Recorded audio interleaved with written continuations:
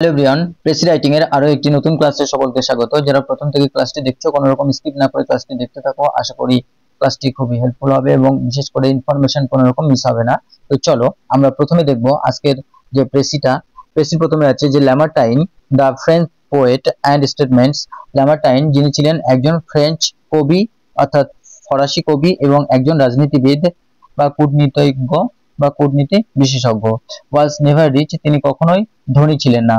He had a great desire, তার একটা ভীষণ ইচ্ছা ছিল, to possess a carriage of his own, তার নিজের একটা গাড়ি থাকবে, সেটা তার খুব ইচ্ছা ছিল, অর্থাৎ নিজের অধিকারে থাকবে।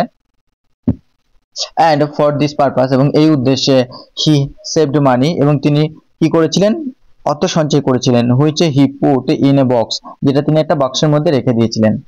He had saved about 1000 francs, তিনি অর্থাৎ ফ্রান্সের যে টাকা সেটাকে ফ্রাঙ্কস বলা হয়, তিনি প্রায় 1000 ফ্রাঙ্কস জমিয়েছিলেন।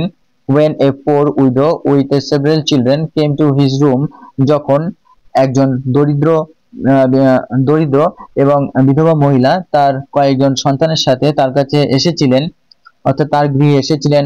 and told him, তাকে বলেছিলেন with tears, চোখে জল নিয়ে, that she had no bread to eat, এখানে ব্রেড বলতে রুটি নয়, এখানে ব্রেড বলতে কিন্তু খাবার, তার কোনো খাবার ছিল না।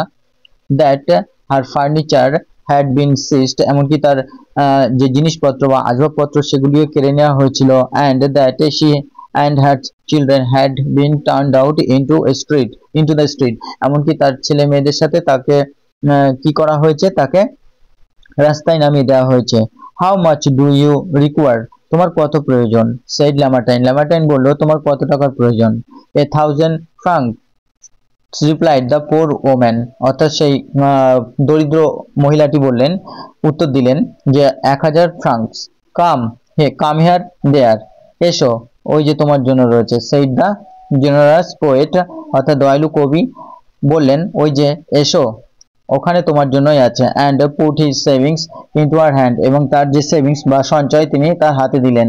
the next day, এবং পরের দিন, a friend asked him, একটা বন্ধু তাকে জিজ্ঞাসা করলো, what he would do about his carriage, তাহলে এখন তিনি তার যে গাড়ির স্বপ্ন ছিলেন সেটা নিয়ে তিনি কি করবেন বা সেটা সম্পর্কে তিনি কি করবেন। oh my friend, said he, তিনি বললেন, আমার বন্ধু, I shall continue to go on foot, আমাকে ক্রমাগত পায়ে হেঁটে চলতে হবে।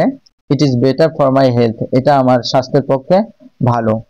তো এখানে আমরা সমস্ত প্যাসেজটি পড়ে দেখলাম যে এখানে প্রথমত আমাদেরকে বুঝতে হবে যে ল্যামার্টাইন কে ছিলেন, অর্থাৎ ল্যামার্টাইন কি জন্য টাকাটা সঞ্চয় করেছিলেন সেটার সম্পর্কে আছে, এবং সেই টাকাটা তিনি কি করলেন এবং টাকাটা শেষ পর্যন্ত তিনি কিভাবে খরচ করলেন বা কি উদ্দেশ্যে জমিয়েছিলেন এবং সেটা খরচ করলেন কি জন্য বা কিভাবে।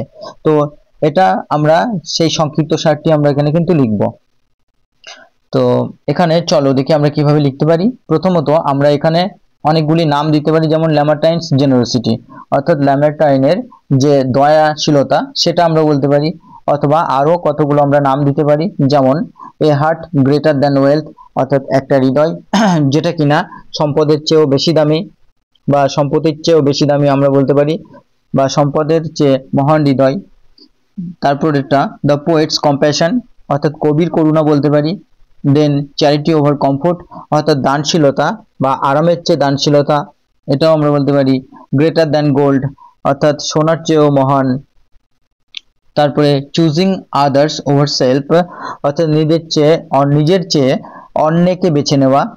তারপরে দ্য প্রাইস অফ জেনারোসিটি, উদারতার মূল্য, বা walking with a Nobel heart, অর্থাৎ একটি মহৎ হৃদয় নিয়ে চলা। তো এতগুলো কিন্তু আমরা যেটা আমাদের পছন্দ হবে, অর্থাৎ যেটা তোমাদের মনে থাকবে সেটাই তোমরা লিখবে। তো চলো এবার আমরা প্রেসিটা দেখে নেব। প্রেসিটা আমরা এইভাবে লিখব যে ল্যামার্টাইনস জেনারোসিটি, অর্থাৎ ল্যামার্টাইনের দানশীলতা।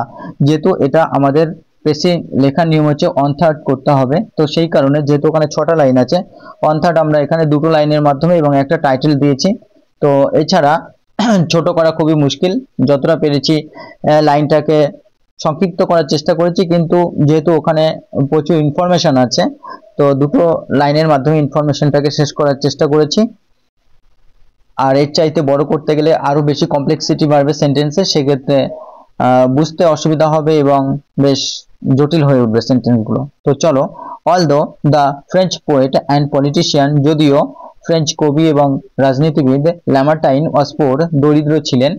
তো হি কাইন্ডলি, তো অলদোর পরিবর্তে অলদোর যখন আমরা লিখি আমরা জানি সেই সেন্টেন্সটা লেখার পড়ার পরেই কিন্তু একটা কমা দিতে হয় এবং দ্বিতীয় সেন্টেন্স শুরু করতে হয়, বিশেষ করে অলদো দিয়ে বা দো দিয়ে বা ইভেন দো দিয়ে যখন আমরা শুরু করি। তো হি কাইন্ডলি গেভ হিজ 1000 francs, তিনি দয়ার সাথে তার 1000 francs ইন সেভিংস, তার সেভিংসে থাকা, টু এ পোর ওম্যান, একজন দরিদ্র মহিলাকে দান করেছিলেন। ওয়েন, আচ্ছা এটা হচ্ছে তিনি তার যে টাকাটা জমিয়েছিলেন এবং তার বৈশিষ্ট্য অর্থাৎ তার বর্ণনা, এখানে তিনি ফ্রেঞ্চ পোয়েট ছিলেন, পলিটিশিয়ান ছিলেন, তার এই সেন্টেন্সটার মধ্যে রেখেছি এবং সাথে সেই টাকাটা তিনি কিভাবে বা কাকে দান করলেন সেটা লিখেছি। এবং হোয়েন, এবং সব থেকে গুরুত্বপূর্ণ যে সেন্টেন্সটা যেটা তিনি তার বন্ধুকে বলেছিলেন যে when he was letter asked, পরবর্তীতে যখন তাকে জিজ্ঞাসা করা হয়েছিল অ্যাবাউট দ্য কার, যে গাড়িটা স্বপ্নের জন্য বা যে গাড়িটা নিজের করার জন্য তিনি টাকাটা জমিয়েছিলেন সে বিষয়ে তাকে জিজ্ঞাসা করা হয়েছিল, হি রিপ্লাইড দ্যাট, তিনি উত্তর দিয়েছিলেন যে walking was good for his health, অর্থাৎ হাঁটা এটা ছিল তার স্বাস্থ্যের পক্ষে ভালো।